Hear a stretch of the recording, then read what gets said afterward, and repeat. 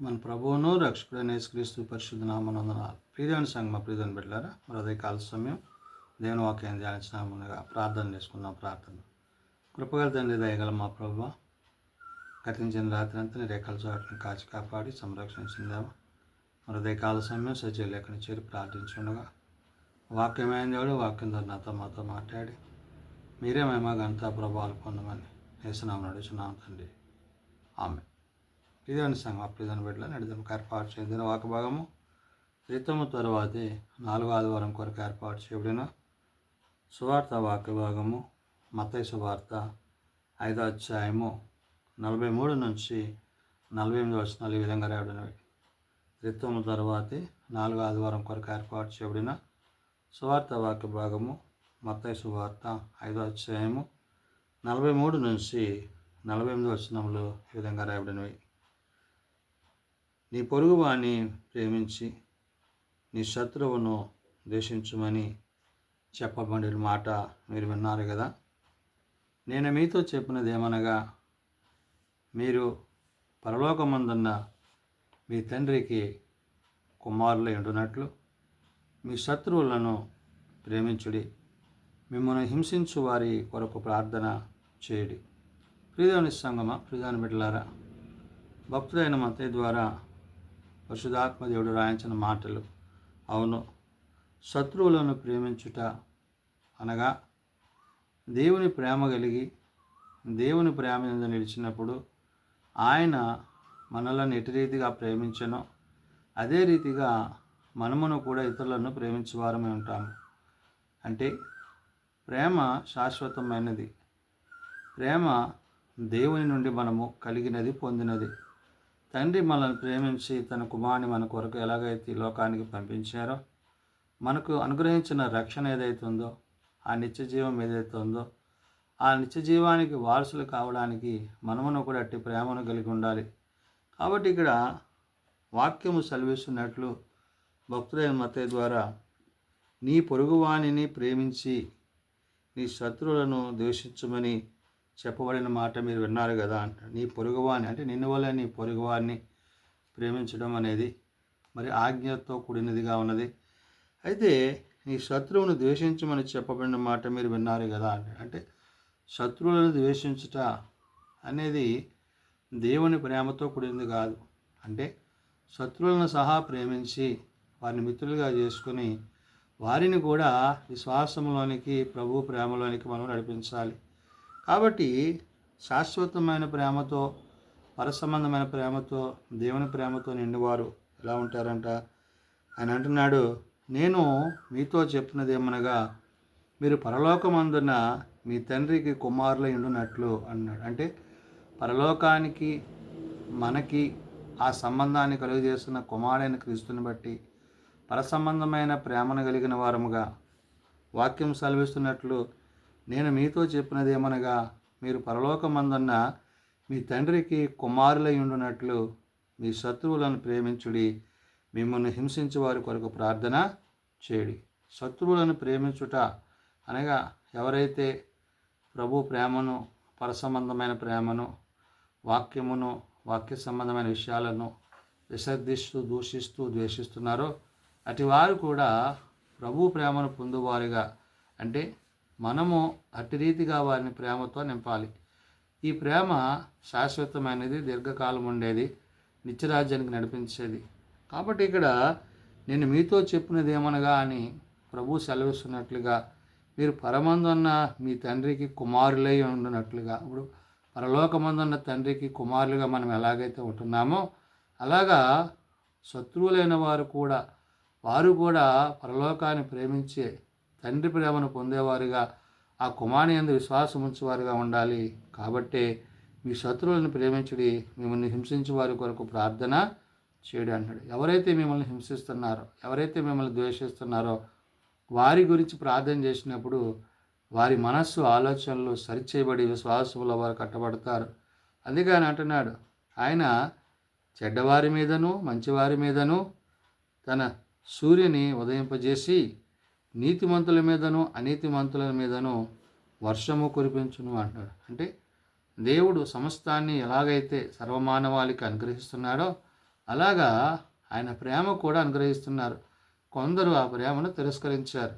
కాబట్టి ఆ ప్రేమను కలిగి ఉండాలంటే ఇక్కడ వాక్యం చెప్తున్నట్టు ఆయన చెడ్డవారి మీదను మంచివారి మీదను తన సూర్యుని ఉదయింపజేసి అన్నాడు. అంటే వారి చెడ్డవాళ్ళైనా మంచివాళ్ళైనా వారి మీద ఎలాగైతే సూర్యుడు ప్రకాశిస్తూ వాళ్ళ వెలుగులో నడుచుకుంటున్నారో ఆ విధంగా నీతిమంతుల మీదను అనీతిమంతుల మీదను ఆయన వర్షము కురిపించును అంటున్నాడు. అంటే నీతిని అనీతిని అంటే సత్యం నెరగక వాక్యం నెరగక విశ్వాసం నెరగక మరి అసత్యంలో ఉన్నవారు సత్యంలోనికి రావాలంటే వారి నీతి కలిగిన న్యాయాధిపతి అయిన దేవుని యొక్క మాట యందు ఆయన ఉపదేశం యందు ఆయన ప్రేమ యందు నిలిచి ఉండాలి. కాబట్టి శత్రువులను ప్రేమించే విషయంలో వాక్యం సెలవిస్తున్నట్టు నీతిమంతుల మీదను అనీతిమంతుల మీదను ఆయన వర్షము కురిపించును అన్నాడు.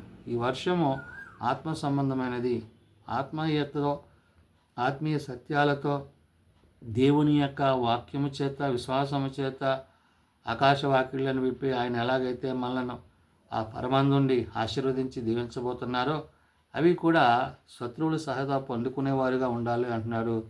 మీరు మిమ్మల్ని ప్రేమించు వారిని ప్రేమించినలా మీకేమీ ఫలము కలుగును, సుంకరులను అలాగ చేస్తున్నారు కదా అంటున్నాడు. అంటే మిమ్మల్ని ప్రేమించే వారిని ప్రేమించడం వల్ల మీకేం ఫలము అంటే అది అందరూ చేసేదే. కానీ ఇక్కడ దేవుని ప్రేమ శత్రువులను సహా ప్రేమించాలి. అంటే వారిలో ఉన్న ప్రతి విధమైన బలహీనత నుంచి ద్వేషాన్ని క్రోధాన్ని నుంచి వారిని మార్పించి వాక్యము చేత విశ్వాసము చేత వారిని నింపాలి. కాబట్టి మీరు మిమ్మల్ని ప్రేమించే వారిని ప్రేమించిన మీకేమీ ఫలము కలుగును, సుంకర్ను అలాగూ చేస్తున్నారు కదా అంటున్నాడు. అంటే మీరు చేసేదానికి సుంకర్లు చేసేదానికి పెద్ద వ్యత్యాసం ఏముందని చెప్పి ప్రభు అక్కడ మాట్లాడుతూ అంటున్నారు. మీ సహోదరులను మాత్రమే వందనములు చేసిన మీరు ఎక్కువ చేయుచున్నది ఏముంది, అన్యజనులు అలాగే చేయుచున్నారు కదా అంటున్నాడు. అంటే అందరి వల్లే మీరు చేస్తున్నట్టుగా అంటే సహోదరుల పట్ల మీరు కూడా ఇలాంటి విషయాల్లో అంటే దేవుని ప్రేమను ఎరుగక మీ సహోదరులను మాత్రమే వందనాలు చేశాను. అంటే మీకు తెలిసిన వాళ్ళకే మీకు నచ్చిన వాళ్ళకే మీరు చేయడం కాదు, కానీ మీరు ప్రేమించని మిమ్మల్ని ద్వేషించే వారు కూడా మీరు వందనాలు చేసి వారిని నడిపించాలి. అంటే వాక్యము చేత విశ్వాసము చేత నడిపింపబడట అనేది ఇక్కడ మనం చూడాలి. వందనము అనగా క్రీస్తు యొక్క ప్రేమ చేత వారిని వారి యొక్క విశ్వాస జీవితంలోనికి మనం తీసుకురాగలిగితే దేవుని ప్రేమ వారి అందు నిలిచి ఉంటుంది. కాబట్టి మీ సహోదరులకు మాత్రమే వందనాలు చేసిన ఎడల మీరు ఎక్కువగా చేసింది ఏముంది అంటున్నాడు. అంటే నిన్ను ఎరుగని నిన్ను ప్రేమించని వానికి కూడా నీ ప్రేమను గురించి ప్రభు నేను ఎలాగైతే ప్రేమించారో తండ్రి నేను ఎలాగైతే ప్రేమించారో ఆ విషయాలను వారికి తెలియచేయమంటున్నాడు. అన్యజనులను అలాగూ చేయుచున్నారు కదా అంటూ మీ పరలోకపు తండ్రి పరిపూర్ణుడు కనుక మీరును పరిపూర్ణులుగా ఉండెదురు అన్నాడు. ఆయన ఎలాగైతే పరిపూర్ణుడో సమస్తానికి ఆది అంతమైనాడు కాబట్టి నీవును కూడా అట్టి ప్రేమ కలిగి వారిని పరిపూర్ణులుగా విశ్వాసములో వాక్యములో ఆత్మలో సత్యమునందు నిలిపి వారిని ప్రేమించేవాడుగా నీ ఉండాలి అంటున్నాడు. కాబట్టి నేడు మనము ప్రభు ప్రేమను కలిగి ప్రభు మనల్ని ప్రేమించి మన కొరకు ఆయన తన ప్రాణాన్ని ఇచ్చి మన కొరకు మరణించి మన కొరకు తిరిగి లేచి నేడు మన కొరకు ఆయన తిరిగి రాబోతున్నాడు. కాబట్టి త్రిత్వ కాలములో ఆయన మనలను తండ్రిగా కుమారునిగా పరిశుద్ధాత్మగా ఆయన దర్శించినప్పుడు ఆయన ఆత్మ మీద మనం నిలిచిన వారమే జీవించిన వారమే ఆ ప్రేమను కొనసాగిస్తూ ప్రతివారిని ప్రేమిస్తూ ఆ ప్రేమ యందు నిలిచివారమై ఉండాలని పరిశుద్ధాత్మ దేవుడు భక్తులైన మత్తయి ద్వారా తెలియజేస్తున్న మాటలు ప్రార్థన చేసుకుందాం. శాశ్వతమైన ప్రేమతో ప్రేమిస్తూ విడివకడవా యొక్క కృప చూపుతున్న తండ్రి, నిజమైన ఆయన నేను ప్రేమించి వారిని ప్రేమించిన ప్రయోజనమని అయా ఆ విధంగా కాక శత్రువులను సహా ప్రేమించేవారిగా వాక్యమును వారికి తెలియజేసేవారిగా వాక్యమును వారు గ్రహించేవారిగా నీ ప్రేమ యందు మేము ఎలాగైతే నిలిచి ఉన్నామో అట్టి ప్రేమ వారును కలిగి నిలిచినట్లు నీ సహాయం దయచేయండి. బలహీనలను బలపరచండి, రోగులను స్వస్థపరచండి, హాస్పిటల్స్ వద్ద ఇండ్ల వద్ద ఉన్న వారిని ముట్టి లేవనెత్తండి. తమ ప్రియులను పోగొట్టుకున్న కుటుంబాలను ఆదరించండి. ఏ ఒక్కరూ నశించక అందరూ మారు మనసు కలిగి పాపక్షమాపణ కలిగి నీ నిత్యరాజ్యం అందు చేరగలిగిన కృప దయచేయండి. చిన్నబిడ్డలు యవనులు పెద్దలు వృద్ధులు ప్రతి వారిని దీవించండి. ఏడు సభాత పరిచయాల్లో ప్రయాణాల్లో రాకపోకల్లో సమస్త విషయాల్లో మీ సన్నిధి మాపై నుంచి నీ ప్రేమ మమ్మల్ని కాపాడి సంరక్షించి నడిపించమని యేసునతను ప్రార్థించి వేడుకొనుచున్నాం తండ్రి. ఆమేన్.